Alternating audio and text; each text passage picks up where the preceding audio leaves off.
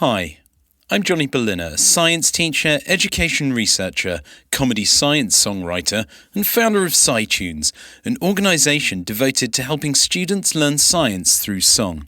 This video will explain how I used a grant from the Stephen Hawking Foundation to explore the ways in which songs can be used in the classroom and share some of what I learned.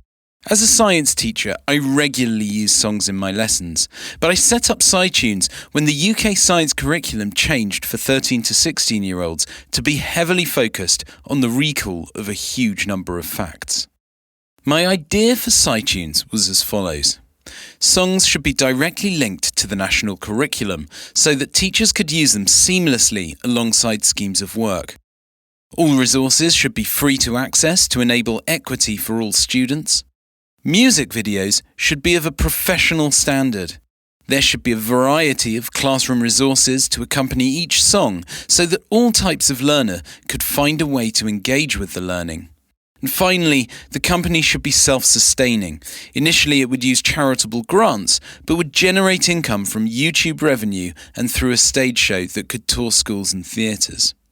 A funding proposal was seen by Professor Stephen Hawking, who chose SciTunes as a project to support, and his foundation awarded me £25,000 to create 5 music videos and accompanying resources for physics education, housed on a purpose-built website. The money was also used to do background research on how to make the most effective resources and an evaluation report. The background research involved a review of literature from neuroscience, cognitive psychology, and educational psychology and sociology, much of which was found through the Voices website, drawing on the work of Gregory Crowther, Donna Governor, and the Hip Hop Education Group, amongst others. This was followed up with a series of focus groups with students in 3 different schools. I played them a range of science music videos and asked them which aspects they found the most useful and engaging. I followed up the focus groups with teacher interviews to ask about how the videos and resources could be most useful in the classroom.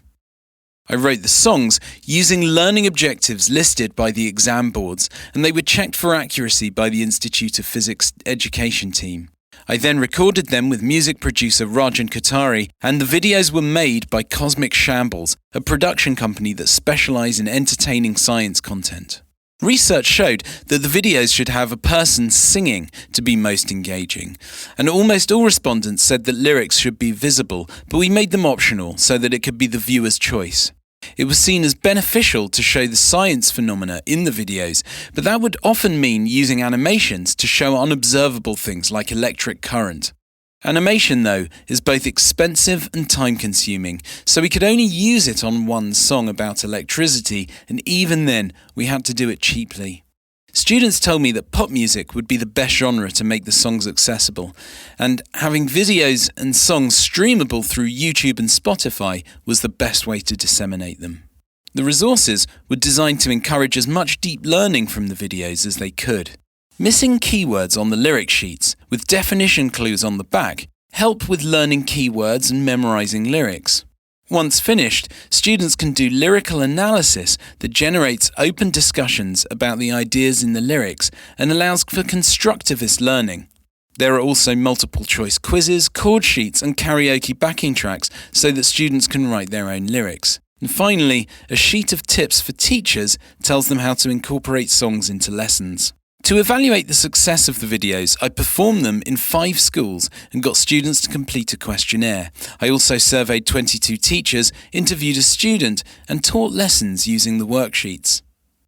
67% of students said they wanted their teachers to use SciTunes videos in their lessons, compared with only 13% who didn't. Younger students were more likely to think that the videos would help their learning, and music videos appealed more than conventional pedagogy to students who didn't like science lessons. Interestingly, there was no gender divide between those who wanted videos in lessons and those who didn't, suggesting it's a more equitable way to teach science than conventional methods. Where next? The project showed that the idea is a possibility and is largely beneficial to students and teachers.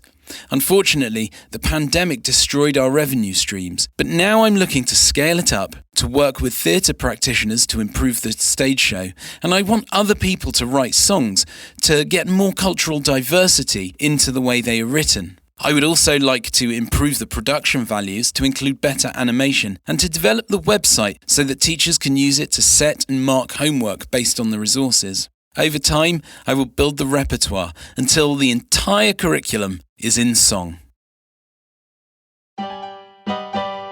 Why is lead so dense and why does ice melt when it's warm?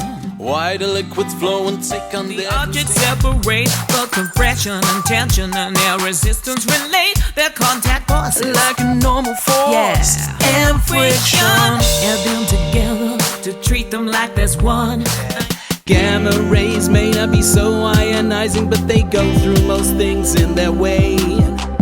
You'll need about 1 inch of lead to protect my life. Vibrations in a transverse wave are perpendicular to the direction that the wave will go. Peaks and troughs occur up and down, or to and fro.